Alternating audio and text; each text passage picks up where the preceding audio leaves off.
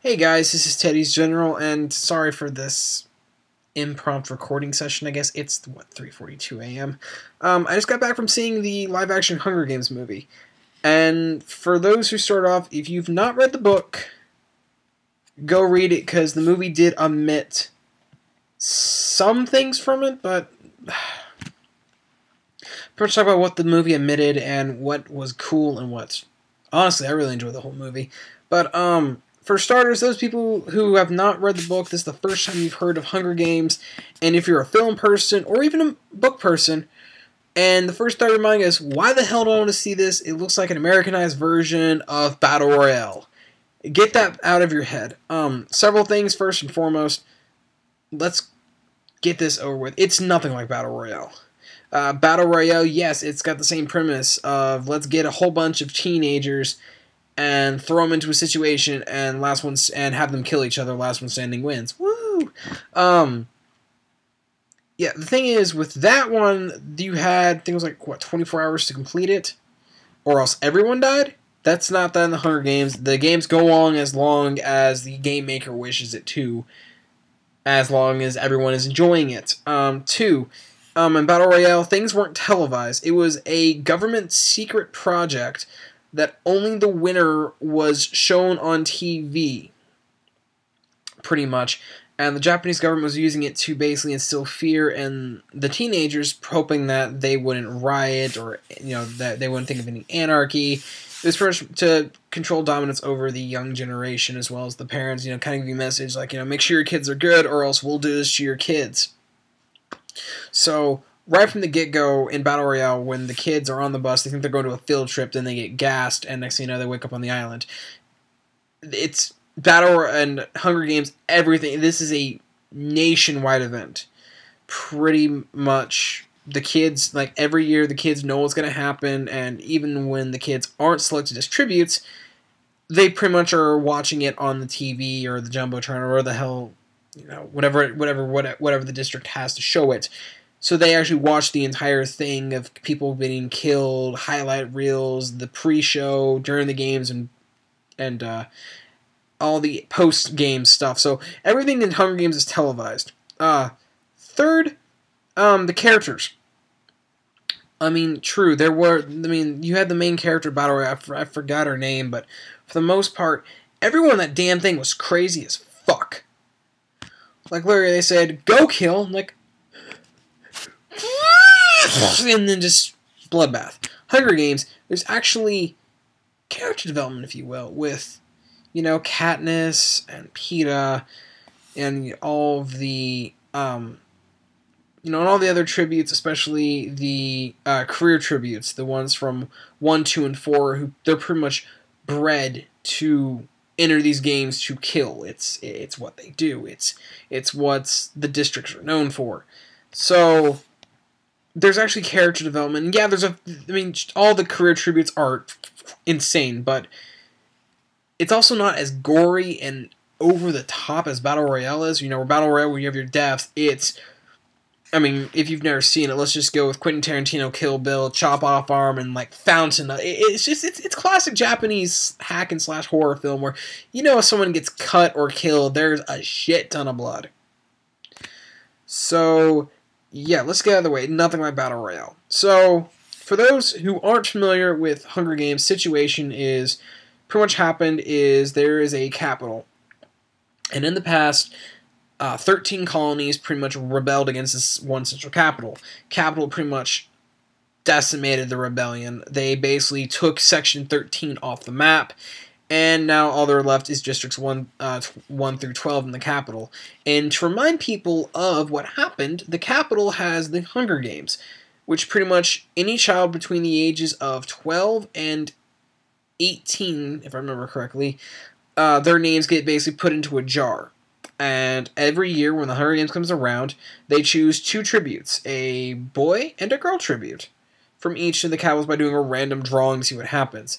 There are ways to get your name put into the pot several times, but they mainly do this to the lower districts because, if you want to get like a ration of food for like District 12, then you basically enter in, your name gets put in like an extra time, and as the years go on, your name gets put in one more time.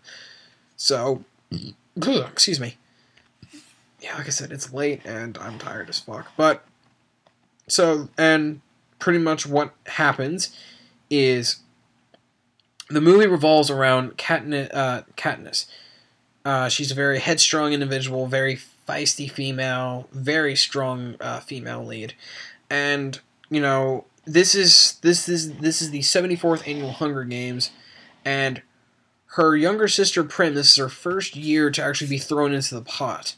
So she's telling her sister Prim, don't worry, you won't be chosen. You have done anything anyone will be there once, and luck would have it, Prim's name gets chosen, so Katniss steps up to volunteer herself to be a tribute for Section 12 instead of her sister Prim.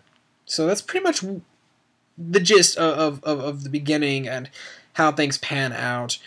And I've got to say, out of everything they did in the movie, I absolutely loved. They got they got Katniss down.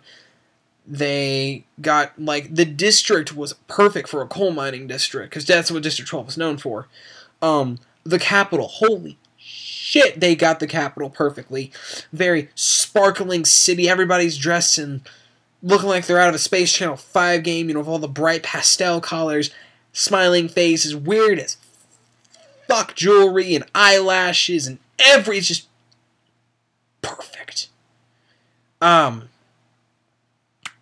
And then through there, you've got the whole style, the whole styling team, which, preps all of which basically prepped Katniss's costumes and whatnot for all the pregame stuff.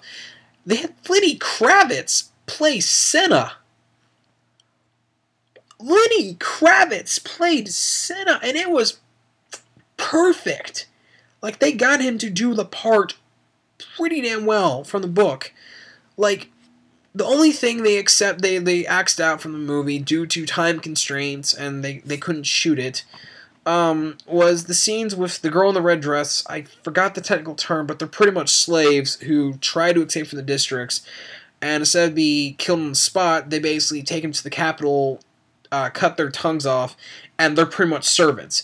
They showed them in the apartment building, but the whole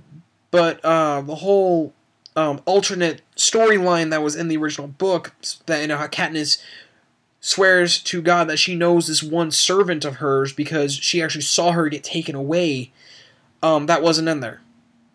During the actual thing, they cut out the fact that she gets her, I should probably put a spoiler warning. Well, no, I'll do a spoiler spoilers. Just spoilers. There, now no one can bitch at me. So spoiler alert from here until I say, hey, no more spoils.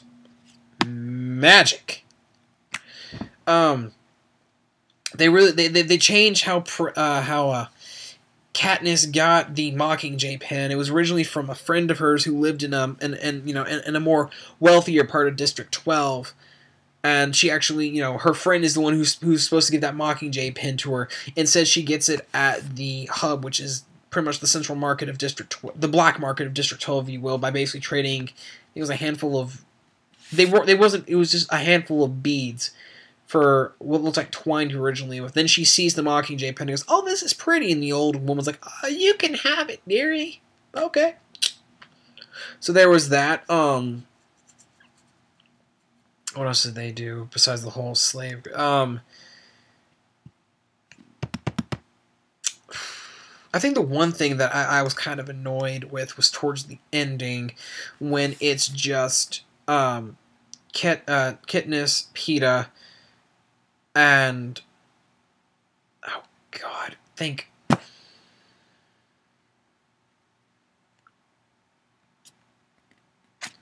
I'm forgetting the career tribute boy from District 1. Marvel, I think his name was. Well, I feel bad because I literally finished the book last week and then I saw the movie tonight. Marvel or something, but yeah, when it's just the three of them and they're running away from the Beast. I mean, sure, they show because the cool thing about the movie is they actually show things from the perspective of other people who are watching, including the game maker, and his awesome like intercommunications place where there's people on like touchpads, showing the map of where everything is, and what they're doing to like bring people together, and as they trace people, it's a really like, as bad as it sounds. Since I'm a film guy, I would love to work there because it's like working inside a control room for a TV. That's what it is. It's a control room for a TV show. But I mean, you see them basically bring up the beast, and what these beasts were, they're like giant dogs, if you will, kind of crossed with wolves or other like stray dogs. But the thing about it is what the beasts were is they took the dead from the games and they genetically altered them into these beasts. And they never talked about that in the movie because what happens is the three of them get on top of the cornucopia, which pretty much is pretty much in the center where the game started, where there was all the bounty and stuff, where a huge ass bloodbath, where I think like 10 people die right away, if I remember correctly. But pretty much they're on top of the cornucopia, they're fighting each other, all these dogs, but as they're fighting, and right when Katniss almost gets tossed over, she looks down and she sees the eye collar of one of them and realizes, holy shit, that's Rue. And then she starts looking over and she sees that it's a genetically modified face, their eye collar of everyone who's died before is in this pack of dogs. And it just shows how far the Capitol's willing to go to put the people in this emotional, like, just string them along emotionally, and how far they'll go to make sure the games are perfect. And they never did that. Like the second they showed the dogs, I'm like, oh, here we go. I'm waiting for this scene when she realizes what the fuck's going on. And then they get to the cornucopia. I'm like, oh, okay, yeah, oh, sweet, yeah, they're all fighting, and it's gonna be great. And then she looks at the dogs, like, wait, where is it? Like, it wasn't there. And I mean, they, and of course, after, she and Peeta, after they win and they, revoke the rule where, there was going to be two winners, now one go ahead and kill each other. And, before their, attempted suicide and they get taken to safety, what ends up happening is Peeta's injured to the point where pretty much he's taken into the separate hospital wing than Katniss is.